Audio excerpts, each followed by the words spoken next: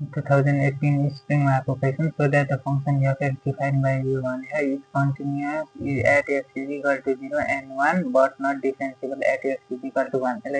so that गर्नलाई हामीले यो फंक्शन यसमा कन्टिन्युअस छ तर 1 मा डिफरेन्सिएबल छैन भनेर देखाउनु पर्यो सल्युसन गर्ने कन्टिन्युअस देखाउनलाई left hand limit is equal to right hand limit is equal to functional value भयो भने कन्टिन्युअस छ भनेर देखिन्छ अनि डेरिभेबल छ भने right hand derivative is equal to left hand derivative भयो भने त्यो डेरिभेबल छ भनेर हामीलाई थाहा छ यो अब यसैलाई प्रुफ गर्ने हामीले solution for CONTIN continuity at x is equal to 0 यसको लागि left hand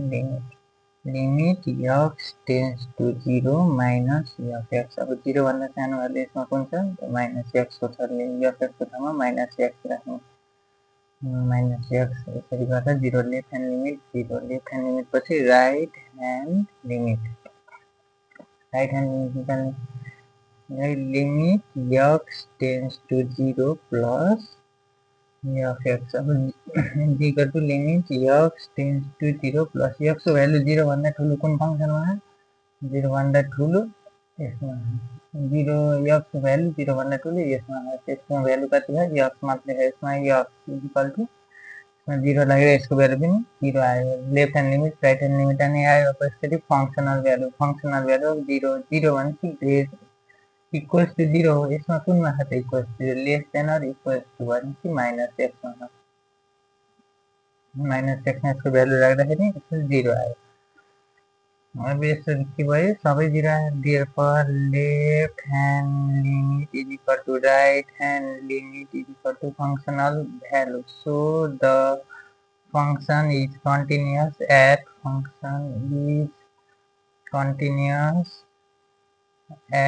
x is equal to 0 मा continuous छ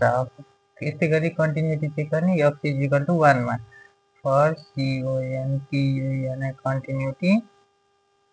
at x is equal to 1 यसमा लेफ्ट ह्यान्ड लिमिट निकाल्ने limit x tends to 0 minus f(x)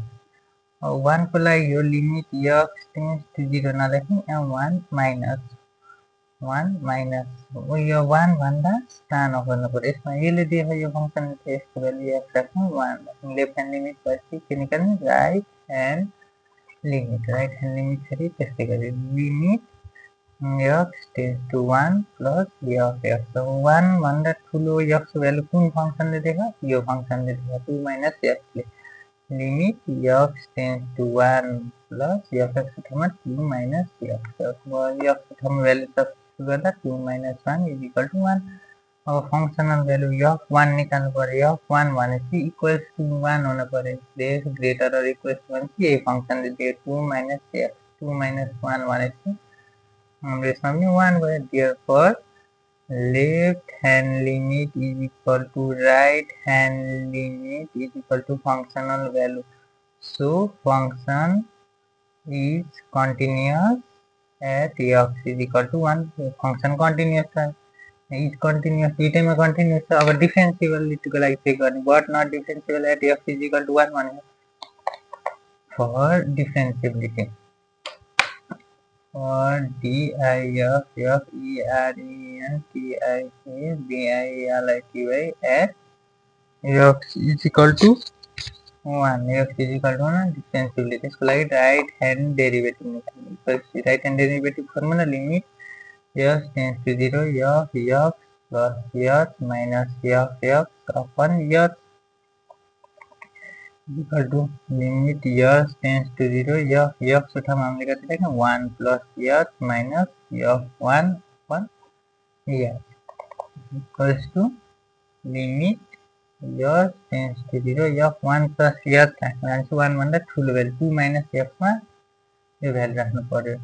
1 right hand derivative भनेको 1 plus भनेको 1 plus h भनेको 1 भन्दा ठुलो भ्यालु कुन फंक्सनले दिन्छ यो फंक्सनले दिन्छ 2 minus 1 plus h minus f(1) राख्दा यहाँ 1 आउँछ अपन h यो गर्दाखेरि equals limit x tends to 0 2 minus 1 minus h minus 1 upon यो क्यान्सल भयो माइनस h अपन h भनेको माइनस 1 आयो राइट ह्यान्ड डेरिभेटिभ यस्तै गरी हामीले लेफ्ट ह्यान्ड डेरिभेटिभ निकाल्ने, right hand derivative, left hand derivative भनेको limit x tends to 0 f x minus f upon minus f, यसको फर्मुला हो।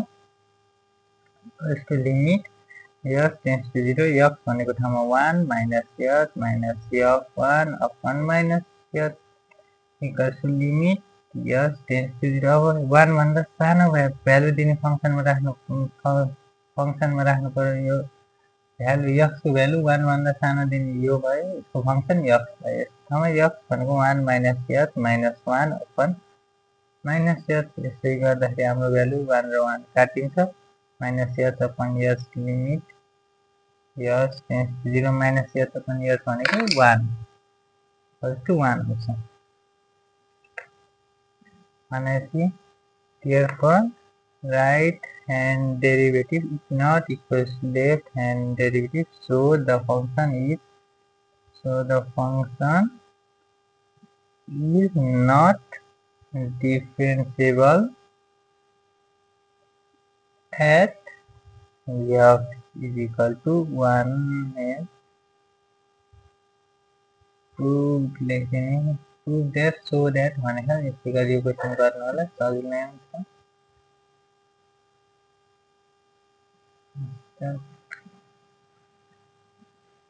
धन्यवाद।